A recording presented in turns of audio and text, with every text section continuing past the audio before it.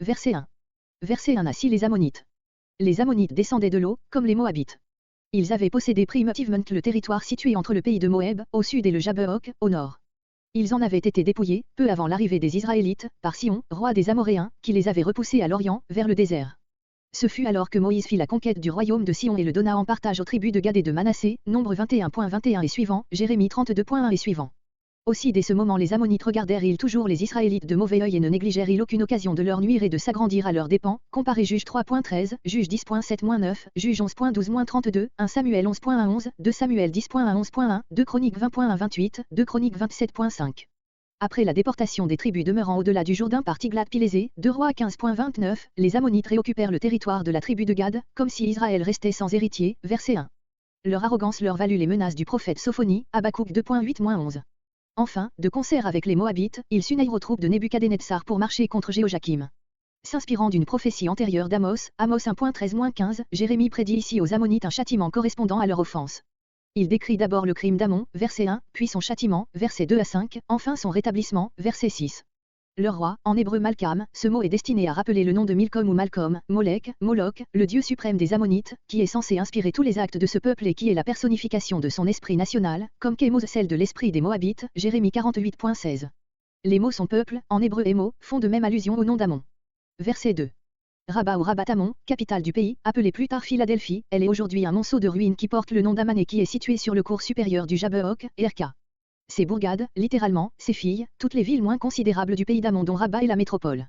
Érythra. Allusion au verset 1. Les Ammonites s'étaient emparés de l'héritage d'Israël. Israël s'emparera à son tour du leur, ou tout au moins recouvrera son domaine perdu. Verset 3. Hesbon, Jérémie 48.2, doit gémir, parce que la chute d'Aï présage la sienne. Aï, ville d'Amon, nommée seulement ici, qu'il ne faut pas confondre avec Aï, près de Bethel, dans la tribu de Benjamin, Josué 7.2, Ésaïe 10.8, note. Le long des haies. Les Ammonites, chassés de leur ville, se jettent dans les campagnes, où ils n'ont plus d'autre abri que les clôtures des vergers et des bergeries. Leur roi, comparez Jérémie 48.7, Amos 1.15. Verset 4. Elle est riche, ta vallée. Littéralement, elle coule, ta vallée, elle abonde en eau magnifique et en riches produits. Mais toute cette richesse s'écoulera comme l'eau. Verset 5. Droit devant soi, comme un fuyard poursuivi, qui va à travers champs sans suivre de route. Ce fut Nebuchadnezzar qui, 5 après la destruction de Jérusalem, accomplit ces menaces du prophète à l'égard d'Amon. Verset 6. Comparez Jérémie 48.47, la promesse semblable et Jérémie 46.26, note. Verset 7. Verset 7 à 22 Les Édomites. Les Édomites, descendants d'Ésaü, ou Édom, habitaient la montagne de Séir, qui s'étend de la mer Morte au golfe élanitique de la mer Rouge. Soumis par David en même temps que les Moabites et les Ammonites, 2 Samuel 8.14, ils secouèrent le joug des rois de Juda sous Joram, 2 Rois 8.20, ils furent soumis à nouveau par Amatzia et Osios, 2 Rois 14.17, 2 Rois 14.22, mais ils finirent par recouvrer définitivement leur indépendance sous Achaz, avec l'aide des Syriens, 2 Rois 16.6. Quoiqu'apparentés aux Israélites, ils nourrissaient contre eux une haine pareille à celle des Moabites et ils furent à plusieurs reprises, pour cette raison, l'objet des menaces des prophètes, voir Amos 1.12, Joël 3.19 et surtout Abdia.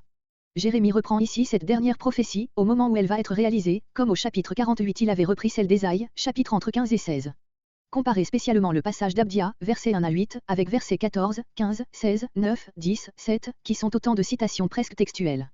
Ce morceau se compose de 3 strophes, dont la première décrit le châtiment, versets 7 à 13, la seconde, l'humiliation de la fierté d'Édom par ce châtiment, versets 14 à 18, la troisième, la vraie cause du châtiment, la justice de l'Éternel agissant par l'épée du chef puissant qu'il a choisi, versets 19 à 22.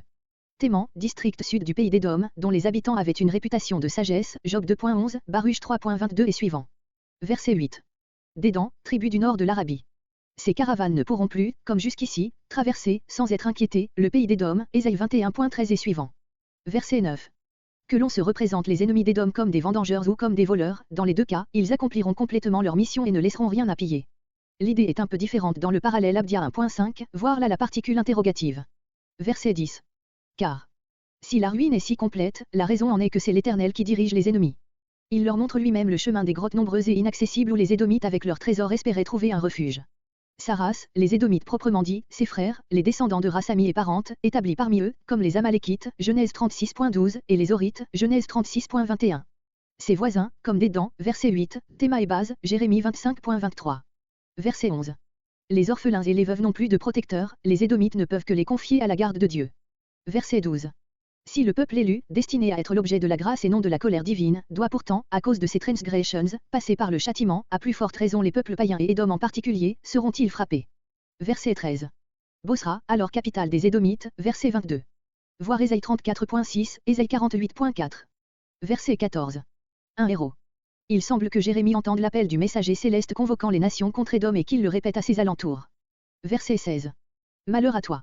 Littéralement, ta terreur. Dans les gorges du rocher, le mot qui signifie rocher, Séla, est une allusion au nom de l'une des villes principales d'Édom, Séla ou Pétra, qui était taillée dans le roc. Comparez Abdia 1.3-4, Ésaïe 16.1, note. Verset 17. Comparez Jérémie 19.8. Verset 19. Comme un lion monte des halliers du Jourdain, voyez Jérémie 12.5, note, ainsi Nebuchadnezzar montera contre Édom, qui sera pour lui une proie riche et facile. Édom lui-même est comparé au troupeau qui se disperse à l'approche du lion et dont le berger, le roi, n'est pas capable de résister aux conquérants qui arrivent au nom et avec la force de Dieu. Ces chétifs moutons seront saisis et traînés à la boucherie, verset 20. Verset 22. Voir Jérémie 48.40-41. Verset 23. Adama. Depuis la destruction du royaume de Syrie par Tiglath-Pilésé, 2 Rois 16.9, comparé Ésaïe 17.13, note, nous ne savons plus rien de l'histoire de ce pays. Il est probable que Pharaon Nécho s'en empara après la bataille de Megiddo. Ribla, son quartier général était en Syrie, 2 Rois 23.33. Dama semble avoir recouvré une indépendance momentanée après la défaite de Nécho à Karkémi. Mais Jérémie lui annonce qu'elle n'échappera pas à Nebuchadnezzar. Les Syriens sont mentionnés parmi les troupes auxiliaires des Chaldéens, Jérémie 35.11 et 2 Rois 24.2. Amat et Arpad, voir Ésaïe 10.9, note. Une mauvaise nouvelle, celle de l'approche du conquérant babylonien, elles apprennent les premières, en raison de leur situation septentrionale. Verset 24. Versets 24 à 26. La population de Dama voudrait fuir, mais la peur la paralyse, verset 24. Aussi la ville n'est pas évacuée, ce qui excite l'étonnement et la douleur des pays environnants, dont elle est l'orgueil et la joie, verset 25. En conséquence, l'élite de l'armée syrienne est massacrée dans la ville, qu'elle est impuissante à défendre, verset 26. Verset 27. Les palais de Ben-Hadad, ce sont les palais royaux dans la capitale. Le nom de Ben-Hadad était le plus connu en Israël, car il avait été porté par 3 monarques syriens, un roi à 15.18, 2 rois à 6.24, 2 rois à 13.3. À Kédar.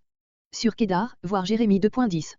Les royaumes, les tribus, de Reds désignent les Arabes septentrionaux, soit nomades, soit sédentaires, qui demeurent dans des villages, Hatsérim, et qui occupent toute la contrée à l'est de la Palestine et de l'Arabie pétrée, jusqu'à l'Euphrate. Ils sont aussi appelés, versets 28 et ailleurs, Juge 6.3, Job 1.3, Ésaïe 11.14, fils de l'Orient. Plus tard ils ont été désignés sous le nom d'Arabes, de Nabatéens, de Kédaréniens, etc. Pas plus que les autres peuples, ils ne devaient échapper à la conquête de Nebuchadnezzar. Que frappa, notice historique ajoutée à la prophétie après son accomplissement. La prophétie peut se subdiviser en 2 strophes, versets 28 à entre 30 et 31 à 33. Verset 29. Tente, troupeau. Il s'agit de peuples nomades et bergers. Terreur de toutes parts, voir Jérémie 6.25. Verset 30. Blottissez-vous, voir verset 8. Verset 31. 2 circonstances rendent la victoire facile, ces peuples sont sans défiance et sans crainte, ils ne s'occupent que de leurs troupeaux et de leur commerce et ne se mêlent point des querelles de leurs voisins. Puis ils n'ont pas de ville forte avec portes et barres. Verset 32. Homme au temple rasé, voir Jérémie 9.26, note. Verset 33. Comparez verset 18, Jérémie 9.10, Jérémie 10.22. Verset 34. Ainsi que le titre le montre, cette prophétie fut prononcée, non pas, comme les autres la 4e année de Jéhojakim, mais sous Sédécia, ainsi au moins 6 années plus tard.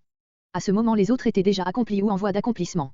Mais par son sens général celle-ci se rattache étroitement aux précédentes.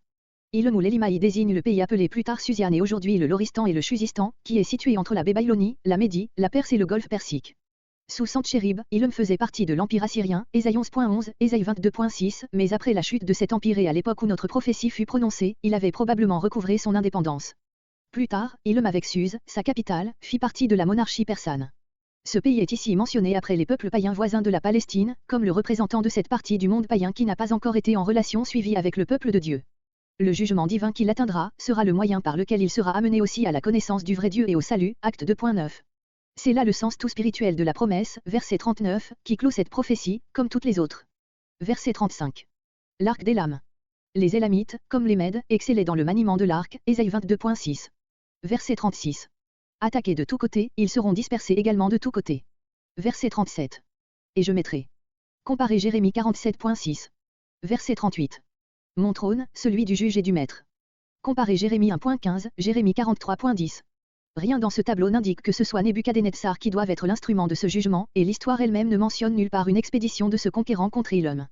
Cette prophétie se rapporte soit à un événement inconnu, soit en général à l'abaissement profond qui doit préparer le relèvement final de ce peuple. Verset 39.